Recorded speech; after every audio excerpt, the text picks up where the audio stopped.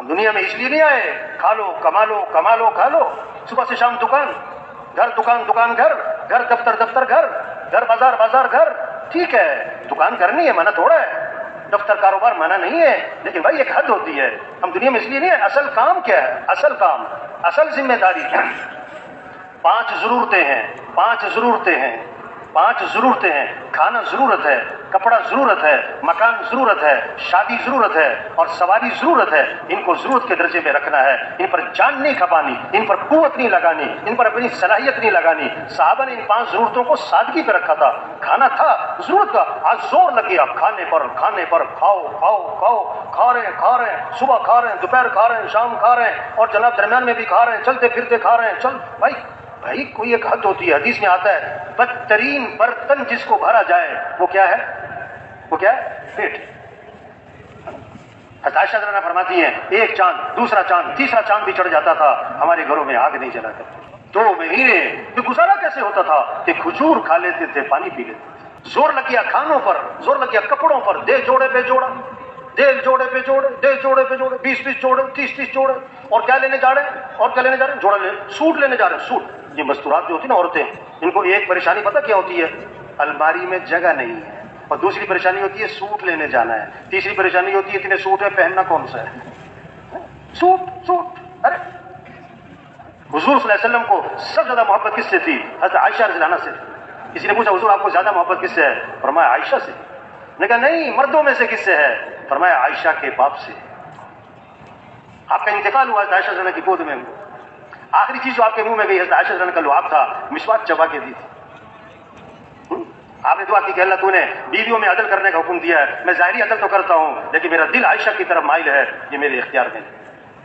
اتنی عائشہ سے محبت. آپ نے عائشہ سے فرمایا کہ عائشہ اگر تمہیں آخرت میں میرے ساتھ رہنا ہے تو 3 باتوں کا اہتمام کرنا. اگر آخرت میں میرے ساتھ رہنا ہے تو 3 باتوں کا اہتمام کرنا. پہلی بات فرمائی کہ عائشہ کپڑوں کو اس وقت تک پرانا سمجھ کے نہ چھوڑ دینا جب تک کہ ان پر پیوند نہ لگ جائے. جب تک کہ ان پر پیوند. زور لگ گیا کپڑوں پہ. حضرت عروہ رضی اللہ عنہ، حضرت عائشہ رضی اللہ عنہا کے بھانجے فرماتے ہیں کہ میں نے خالہ کو دیکھا ایک مجلس میں حضرت عائشہ رضی اللہ عنہا نے 70,000 درم لوگوں میں تقسیم کر دیے اور خالہ کے کپڑوں پر پیوند لگے ہوئے تھے. خالہ کے کپڑوں پر پیوند لگے. زور لگ گیا سو. دوسری بات فرمائی کہ عائشہ مالداروں کے پاس بیٹھنے سے اپنے آپ کو بچانا. کیوں آدمی مال کی حرص میں، مال کی تما لالچ میں، مال کی دوڑ میں لگ جاتا ہے، نعمتوں کی ناقدری شروع کر دیتا ہے. اس لیے اللہ کے نبی نے فرمایا 2 باتیں جس میں ہوں گی وہ سیدھا جنت میں جائے گا. جو دین میں اپنے سے اوپر والوں کو دیکھے اور ان تک پہنچنے کی کوشش کرے، اور جو دنیا میں اپنے سے نیچے والوں کو دیکھے اور اللہ کا شکر ادا کرے. فرمایا جس میں یہ 2 باتیں ہوں گی سیدھا جنت میں جائے گا. اس کے مقابلے میں شیطان نے اصول بنایا ہے، دین میں اپنے سے نیچے والوں کو دکھاتا ہے، وہ فلاں تو جمعہ بھی نہیں پڑھتا، میں جمعہ تو پڑھ لیتا ہوں نا. اور دنیا میں اپنے سے اوپر والوں کو ایک تھا لاہور کا نا، اس کی 11 ملیں یہ واقعہ ہے، ایسی ہوائی بات نہیں ہے. 11 ملیں اس کی. تو کسی نے اس سے کہا بھائی بس کر یار، بس کر، کوئی کمی ہے؟ کہ نہیں کمی کوئی نہیں ہے، میری تو نسلیں بیٹھ کے کھا سکتی ہیں، تو پھر کیوں لگا رہا ہے زور؟ کہتا بات یہ ہے کہ جب کہیں بیٹھ کر بات ہوتی ہے نا فلاں کی 12 ہے تو پریشانی ہوتی ہے. تو مالداروں کے پاس بیٹھنے سے اپنے آپ کو کیا کرنا؟ بچانا. تیسری بات فرمائی کہ عائشہ دنیا سے اتنا توشہ لینا جو ایک مسافر کے لیے کافی ہوتا ہے. زیادہ لمبے چوڑے چکر میں نہ بن جائے، یہ بنا لو، یہ بھی بنا لو، یہ بھی لے لو، وہ بھی لے لو. نہیں، ضرورت کی چیزیں. حضور صلی اللہ علیہ وسلم کے گھر کیسی عجیب بات.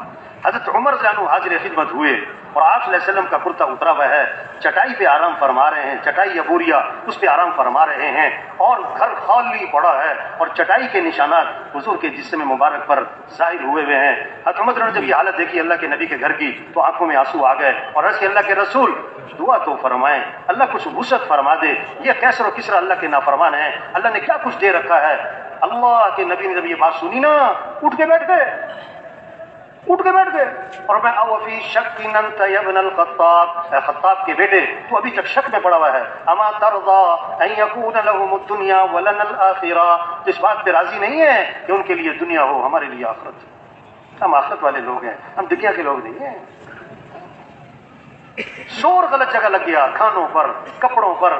حضرت عمر رضی اللہ عنہ خطبہ دے رہے ہیں، امیر المومنین ہیں، اور پیوند لگے ہوئے کپڑوں پہ 12 13، بعض پیوند چمڑے کے ہیں. تیسرا زور لگ گیا مکان بنانے پر، عمارتوں پر، اونچی اونچی بڑی بڑی زوردار قیامت کی نشانی بتائی، یتطاولون فی البنیان، اونچی اونچی عمارتیں بڑی بڑی، یہ قیامت کی نشانی ہے۔ ایک صحابی نے ذرا اونچا مکان بنا لیا، آپ صلی اللہ علیہ وسلم نے ان کے سلام کا جواب نہیں دیا۔ ہاں پوچھا یہ کس کا ہے؟ کہ فلاں کا ہے۔ وہ حاضر خدمت ہوئے، آپ کو سلام کیا، فاعرض عنہ، آپ نے اعراض فرمایا، پھر سلام کیا، فاعرض عنہ، انہوں نے پوچھا حضور میرے سلام کا جواب نہیں دے رہے کہ تمہارے گھر کے پاس سے گزرے تھے، پوچھا تھا یہ کس کا ہے؟ سمجھ گئے اللہ کے نبی کو میرا گھر اچھا نہیں لگا ہے، واپس گئے، فہدمها حتى سواها بالارض، اس کو گرا دیا، زمین کے برابر کر دیا، اور یہ کارنامہ آگے سنایا نہیں۔ دوبارہ اللہ کے نبی کا کبھی گزر ہوا، پوچھا ما فعلت القبہ، وہ قبہ نما مکان تھا وہ کدھر گیا؟ صحابہ نے سارا قصہ سنایا۔ اس موقع پر اللہ کے نبی نے فرمایا کل بناء وبال على صاحبه الا مالا، ہر تعمیر کرنے والے پر وبال کا باعث بنے گی سوائے اس تعمیر کے جو ضرورت کی ہو، سوائے اس تعمیر کے جو ضرورت کی ہو۔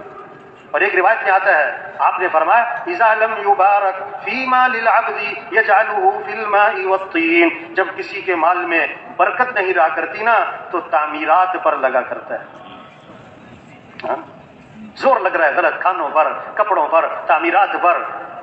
چوتھا زور لگ گیا شادیوں پر، 2 سال تیاری ہو رہی، 3 سال تیاری ہو رہی، بھئی تمہاری شادی کی بات تو طے ہو گئی تھی، ابھی تک شادی کیوں نہیں ہوئی؟ کہ جی ابھی تیاری مکمل نہیں ہوئی۔ تیاری کیا تیاری بھائی؟ شریعت کا مزاج شادی سیدی شادی کیا ہو؟ شادی ہو، سستی ہو، آسان ہو، جلدی ہو۔ شیطانی مزاج ہے، شادی مہنگی ہو، مشکل ہو، رواج کے ساتھ ہو اور تاخیر کے ساتھ ہو۔ شادی میں 2 چیزیں ہیں، نکاح اور ولیمہ۔ نکاح کے لیے بہتر ہے مسجد میں، حدیث میں آتا ہے نکاح مسجد میں کیا کرو۔ نکاح کہاں کرو؟ مسجد میں کرو، اور نکاح کی تشہیر کرو۔ اور ولیمہ ہے، آپ صلی اللہ علیہ وسلم کا ولیمہ ہوا، آپ نے صحابہ کو کھجوریں کھلائیں، ولیمہ ہو گیا۔ ایک ولیمہ ہوا، آپ نے سارے مدینہ منورہ کو کھانا کھلایا، یہ مالداروں کو راستہ دیا۔ اگر زور دکھانا ہے تو کیا ہے؟ ولیمے میں سب کو بلاؤ، لیکن ایک بات آپ نے فرمائی بدترین ولیمہ ہے جس میں مالداروں کو بلایا جائے اور غریبوں کو نہ بلایا جائے۔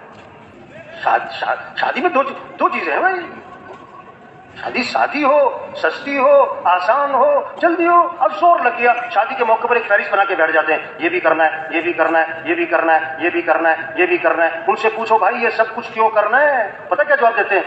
یہ سب کچھ کرنا پڑتا ہے۔ تو یہ جواب ہے، یہ سب کچھ کرنا پڑتا ہے۔ ان سے پوچھو یہ سب کچھ کیوں کرنا پڑتا ہے؟ پتہ کیا جواب ملتا ہے؟ آپ کو پتہ نہیں ہے، کرنا پڑتا ہے۔ یہ کوئی جواب ہے؟ زور لگ گیا۔ حضرت عبد الرحمن بن عوف رضی اللہ عنہ کی شادی ہوئی اور حضور صلی اللہ علیہ وسلم کو پتہ بھی نہیں۔ آپ نے ان کے کپڑوں پر ایک خوشبو لگی دیکھی، فرمایا عبد الرحمن یہ تمہارے کپڑوں پہ خوشبو کیسی لگی ہے؟ عرض کہ حضور تزوجت، میں نے شادی کی ہے۔ اللہ کے نبی نے ولیمہ کر لینا، چاہے ایک بکری ہو، ولیمہ کر لینا۔ 5واں زور لگ گیا کس پر؟ سواریوں پر۔ 5واں زور، صحابہ کا ایک سفر ایسا تھا کہ پاؤں میں جوتا بھی نہ، ننگے پاؤں، کپڑے پھاڑ کے پاؤں پہ لپیٹ رہے تھے۔ اس کا نام بنا غزوہ ذات الرقاع۔ تبلیغ میں کیا کہہ رہے ہیں کہ بھائی ہمارا کام کیا ہے؟ اللہ کا دین زندہ ہو جائے، سارے انسانوں کو ہدایت مل جائے۔ یدخلون فی دین اللہ افواجا، یہ منظر قائم ہو جائے کہ لوگ فوج در فوج اسلام میں داخل ہو جائیں، قوموں کی قومیں اسلام میں آ جائیں، ملکوں کے ملک اسلام میں آ جائیں۔ یہ ہمارا کام ہے، یہ ہماری ذمہ داری ہے، یہ ہماری زندگی کا مقصد ہے۔ تو دل سے نیت کریں یہ کام کرنا ہے انشاءاللہ۔